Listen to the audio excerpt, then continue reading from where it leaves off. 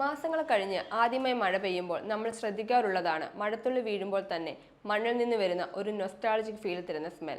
പക്ഷേ അത് എവിടെ നിന്നാണ് വരുന്നതെന്ന് ഒരിക്കലെങ്കിലും ചിന്തിച്ചിട്ടുണ്ടോ? 1964 ഇസബെൽ ജോയ് ബെയറും RJ തോമസും എന്ന ഓസ്ട്രേലിയൻ ശാസ്ത്രജ്ഞർ ചേർന്ന് ഈ മണത്തിനൊരു പേരിട്ടു, പെട്രിക്കോർ. ഇതൊരു ഗ്രീക്ക് പദമാണ്. പെട്ര എന്നാൽ കല്ലെന്നും ഇക്കോർ എന്നാൽ ദൈവങ്ങളുടെ സിരകളിൽ ഒഴുകുന്ന ദ്രാവകം എന്നുമാണ് അർത്ഥം. മണ്ണിൽ ജീവിക്കുന്ന ഒരു പ്രത്യേക ബാക്ടീരിയയായ ആക്ടിനോബാക്ടീരിയ ശ്വസിക്കുന്ന സമയത്ത് ജിയോസ്മിൻ എന്ന രാസസംയുക്തം നിർമ്മിക്കുന്നു. ചൂടുള്ള കാലാവസ്ഥയിൽ മണ്ണിന്റെ മുകളിൽ ജിയോസ്മിൻ ഒതുങ്ങിക്കിടക്കുന്നു. മഴ പെയ്യുമ്പോൾ ജിയോസ്മിൻ വായുവിലൂടെ പുറത്തു പോകുന്നു. ഇതാണ് മാസങ്ങൾക്ക് ശേഷം മഴ പെയ്യുമ്പോൾ നമുക്ക് മൈൻഡ് ബ്ലോവിംഗ് ഫീൽ തരുന്ന ഭൂമിയുടെ മണം. നമുക്ക് മാത്രമല്ല, മൃഗങ്ങൾക്കും ഈ സ്മെൽ തിരിച്ചറിയാനാകും. പ്രത്യേകിച്ചും മരുഭൂമിയിലെ ഒട്ടകങ്ങൾ മരുപ്പച്ചകൾ പോലുള്ള ജലസ്രോതസ്സുകൾ കണ്ടെത്താൻ പെട്രിക്കോറിനെ ആശ്രയിക്കുന്നു. മഴയുടെ ആ മണം ഒരൊറ്റ സയന്റിഫിക് എക്സ്പ്ലനേഷൻ കൊണ്ട് മാത്രം പറയാൻ പറ്റില്ല.